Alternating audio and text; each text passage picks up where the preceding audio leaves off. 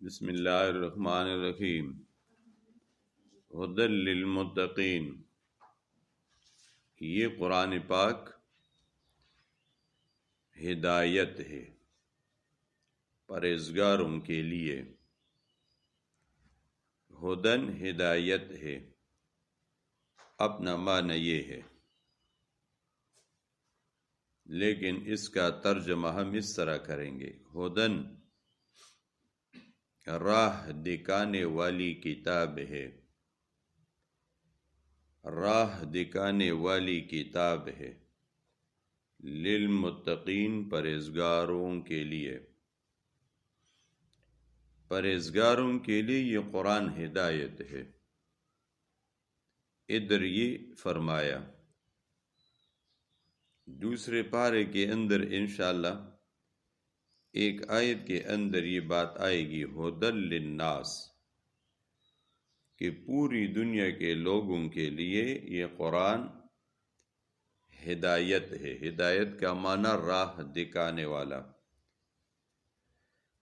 تو جب ادھر یہ بات آ گئی کہ ہدن راہ دکھانے والی کتاب ہے، للمتقین پرہیزگاروں کے لیے، تو جو بندہ پرہیزگار ہوتا ہے،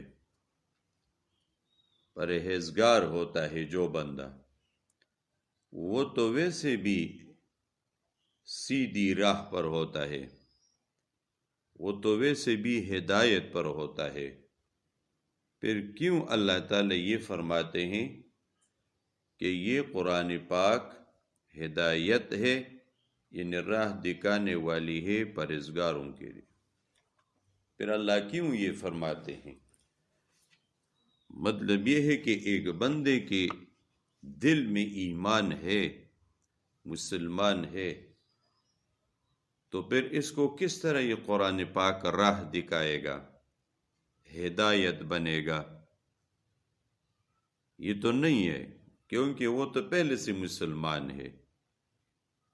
اور پھر بھی اللہ فرماتے ہیں کہ یہ قرآن راہ دکھانے والا ہے پرہیزگاروں کے لیے، تو وہ تو پہلے سے ایمان والے ہیں، پرہیزگار ہے، پھر کیوں ان کے لیے یہ ہدایت ہے؟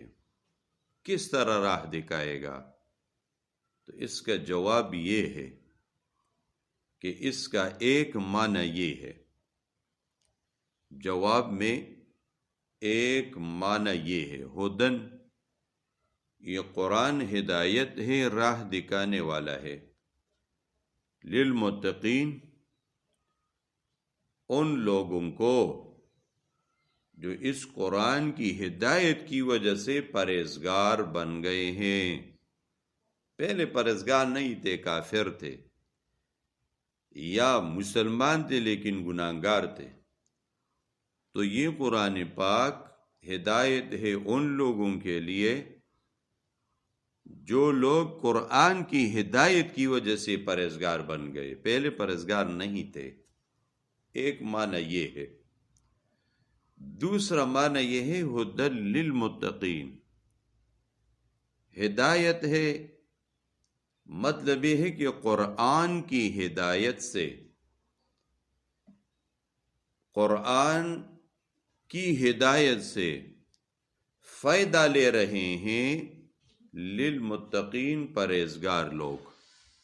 ہدی للمتقین کے اندر دوسرا جواب کیا ہے کہ قرآن کی ہدایت سے فائدہ لینے والے متقین ہوتے ہیں، پرہیزگار لوگ ہوتے ہیں۔ جس طرح ایک کلاس کے اندر اسٹوڈنٹ بیٹھے ہیں اور ٹیچر جو ہے نا ایک لیکچر دے رہا ہے، تو اس وقت اگر اسی کلاس کے اندر بالفرض وہ فرسٹ ایئر کی کلاس ہے اور اس کلاس کے اندر یہ 5ویں کلاس یعنی 5 کا کوئی اسٹوڈنٹ چھوٹا بچہ بیٹا ہے، یا 6 کا، یا اسی طرح 7 کا، تو اب استاد کے لیکچر سے فائدہ اٹھانے والے کون ہوں گے؟ وہی جو فرسٹ ایئر کلاس میں ہے، اور اس سے نیچے کلاسوں والا کوئی بچہ، کوئی بندہ ادھر بیٹھ گیا تو وہ فائدہ نہیں لے سکتے۔ کیونکہ وہ اسی کلاس کے ہے نہیں، تو وہ کس طرح اس لیکچر سے فائدہ لیں گے؟ تو رب العالمین قرآن پاک کے بارے میں بتا رہے ہیں کہ اس سے فائدہ لینے والے وہ پرہیزگار لوگ ہوتے ہیں، یعنی بعد میں وہ پرہیزگار بن جاتے ہیں۔ جس طرح کلاس کے اندر ٹیچر کے لیکچر سے فائدہ لینے والے اسی کلاس کے اسٹوڈنٹ ہی ہو سکتے ہیں جو بعد میں یا وہ انجینئر بنیں گے یا ڈاکٹر بنیں گے یا کوئی اور۔ تو ہدی للمتقین کے اوپر یہی سوال تھا اور 2 جواب تھے۔ پہلا جواب کیا ہے کہ اس کی وجہ سے یہ متقین بنیں گے، یا دوسرا معنی ہے ہدی للمتقین کہ قرآن ہدایت ہے، جو فائدہ لے رہے ہیں اس قرآن سے للمتقین پرہیزگار لوگ۔ متقین جب بھی قرآن پاک کے اندر آ جائے تو اس کا معنی ہے کامل ایمان والے، اور یقیناً پرہیزگاری کے اندر فوائد زیادہ ہے۔ فوائد اس لیے زیادہ ہے، ایک حدیث مبارک میں آتا ہے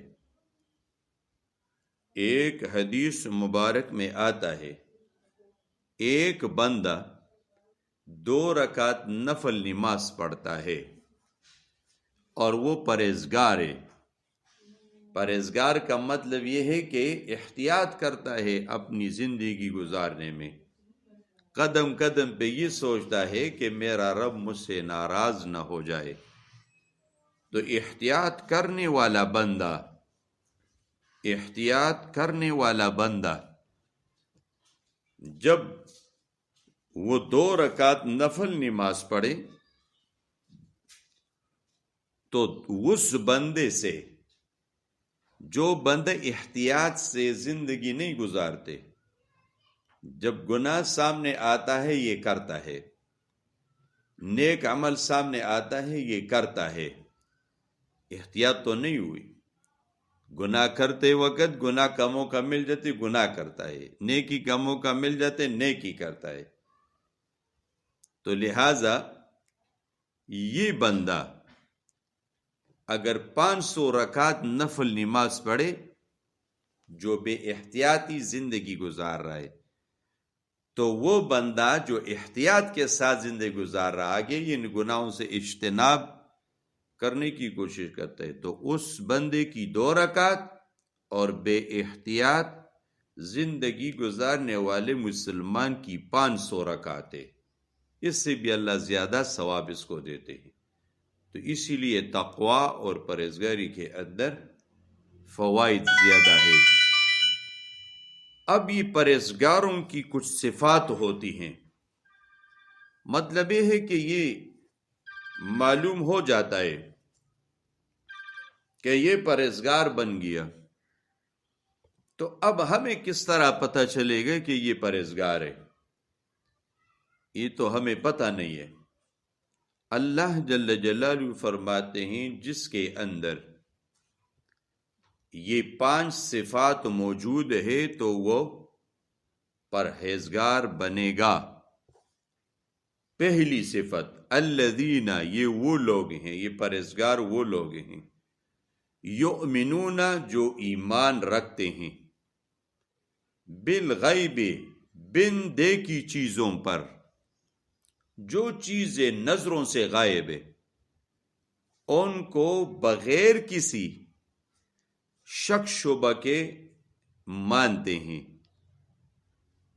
بالغیب، جو چیزیں نظر آنے والی نہیں ہے، جنت ہے، دوزخ ہے، فرشتے ہیں، اللہ ہے۔ ایک بندہ اگر یہ کہے کہ میں تب ایمان لاؤں گا جب میں اللہ کو خود دیکھ لوں، ایک بندہ اگر کہے میں تب ایمان لاؤں گا جب میں جنت اور دوزخ کو دیکھ لوں، تو یہ مسلمان نہیں ہوگا۔ مسلمان وہ ہوتا ہے، اللہ تعالیٰ نے جنت کا تذکرہ قرآن کے اندر کیا ہے، بس یہ مانتا ہے، جہنم اور دوزخ کا ذکر کیا ہے؟ یہ مانتا ہے، اس کو کہتے ہیں پرہیزگار۔ جن چیزوں کو دیکھا نہیں ہے لیکن اللہ اور رسول نے بتایا ہے، بس یہ کہتا ہے میں وہی مانوں گا جو میرے رب نے، میرے رسول نے بتا دیا، بس یہی میرے لیے کافی ہے۔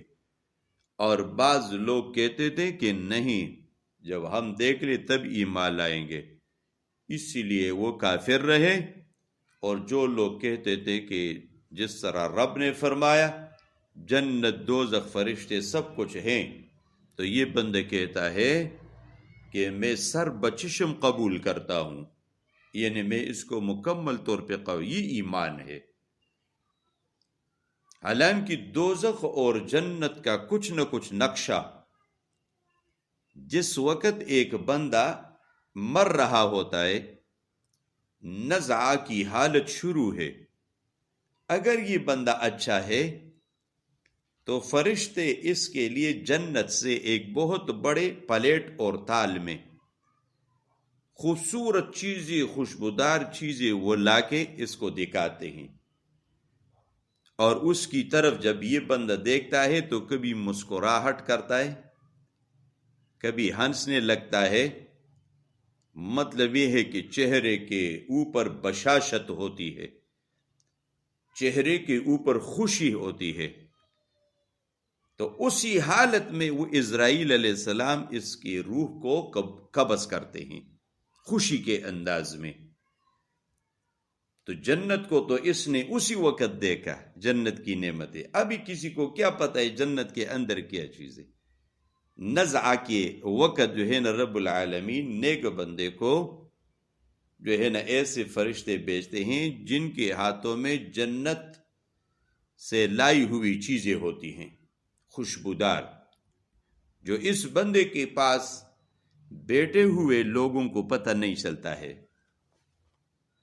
یہ لوگ کہتے ہیں کہ فلاں نے، آس پاس کے لوگ پھر کیا کہ فلاں میری طرف دیکھ رہا تھا، ہنس رہا تھا، مسکراہٹ کر رہا تھا۔ دوسرا بندہ کہتا ہے جب میری طرف دیکھا تو ہنس رہا تھا، حالانکہ وہ ان کو نہیں ہنستا ہے، وہ اس فرشتے کو ہنستا ہے۔ تو یہ ایمان ہے۔ اب آگے، اگر ایک بندہ کافر ہے اور بد عمل کرنے والا ہے، رب العالمین فرشتے بھیجتے ہیں روح قبض کرنے کے لیے، دوزخ سے بدبودار چیزیں بہت بڑے پلیٹ اور تال میں لاتے ہیں اور اس بندے کے سامنے وہ کرتے ہیں۔ تو جب دائیں طرف وہ فرشتے آتے ہیں تو یہ بندہ بائیں طرف مڑ کے دیکھتا ہے۔ جب وہ فرشتے اس کو دکھانے کے لیے اور بدبودار چیزیں سنگانے کے لیے جب بائیں طرف آ جاتے ہیں تو یہ دائیں طرف وہ منہ موڑتا ہے۔ آس پاس کے لوگ کہتے ہیں کہ دیکھے نا ہمارے ساتھ اس بندے کی کتنی محبت تھی کہ کبھی ہماری طرف دیکھتا اور کبھی یہ دوسری طرف دیکھتا۔ ان کو یہ پتہ نہیں ہے کہ وہ بیچارہ آس پاس کے لوگوں کو جانتا نہیں ہے، وہ فرشتے سے منہ موڑتا ہے، کیونکہ اس نے کفر اور برے اعمال کی بدبودار زندگی گزاری تھی، تو رب نے ان کو نزعہ کے وقت بھی بدبودار چیزیں سنگائی۔ اس وقت اگر یہ کافر کہے کہ یا اللہ میں ایمان لاتا ہوں، تو یہ ایمان نہیں ہوگا۔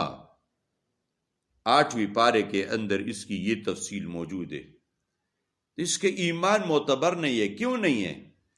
کیونکہ رب فرماتے ہیں بن دیکھی چیزوں پر ایمان لانے والے مومن ہوتے ہیں۔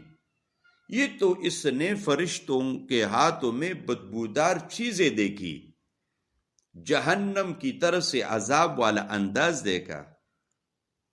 نزعہ کے وقت میں تو اللہ دکھاتے ہیں، تو جب اس نے وہ حالت دیکھی تو اس لیے ایمان لا رہا ہے۔ یہ ایمان اس لیے معتبر نہیں ہے کہ رب فرماتے ہیں جب تم نے جہنم اور دوزخ کے عذابوں کو نہیں دیکھا تھا اور میرے حکم پر تم ایمان لاتے معتبر تھا، اب تو تم نے اپنی آنکھوں سے دیکھ لیا، اب تیرا ایمان معتبر نہیں ہے۔ الذین یؤمنون بالغیب کا مطلب یہی ہے کہ جب تم نے نہیں دیکھا ہے اور کیا کرے، ایمان لائے، تو اس کو کہتے ہیں متقین اور کامل ایمان والے۔ وَيُقِيمُونَ الصَّلَاةَ، اور پابندی کرتے ہیں۔ آپ لوگ اردو قرآن پاک کے اندر یہ ترجمہ دیکھیں گے کہ قائم کرتے ہیں نماز کو۔ میں جو ترجمہ کر رہا ہوں یہ گرامر تمام چیزوں کے متعلق ہے اور اسی طرح تفاسیر کا ایک نچوڑ ہے۔ وَيُقِيمُونَ الصَّلَاةَ کا معنی کیا ہے؟ یہ پابندی کرتے ہیں نماز کی۔ یقیمون کا معنی ہے قائم کرنا، سیدھا کھڑا کرنا، مراد کیا ہے پابندی کرنا نماز کی۔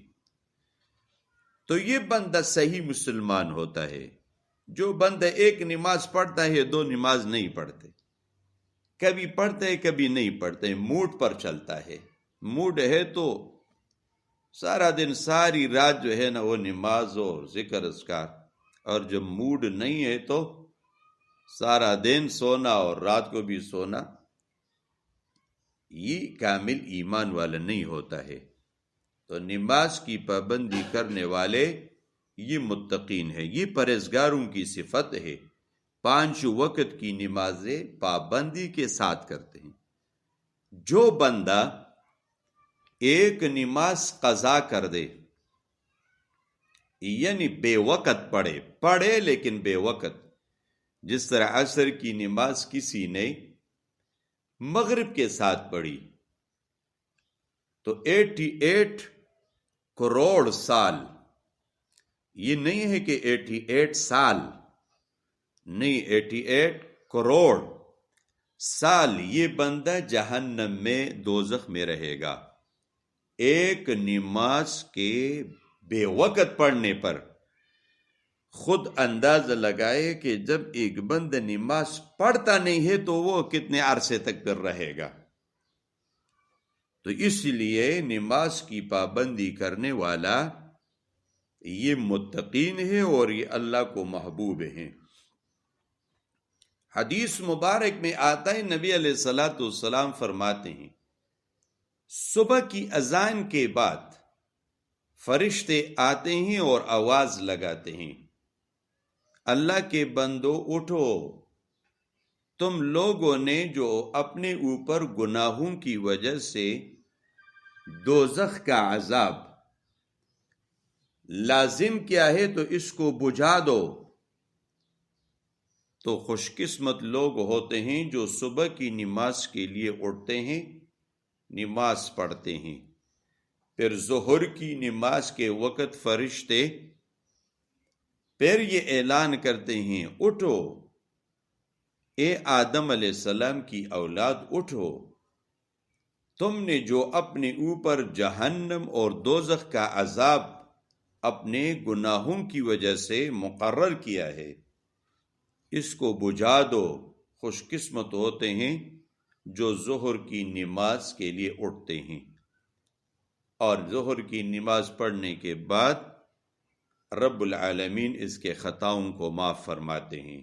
اسی طرح عصر، مغرب اور عشاء کے وقت بھی یہ اعلانات ہوتے ہیں۔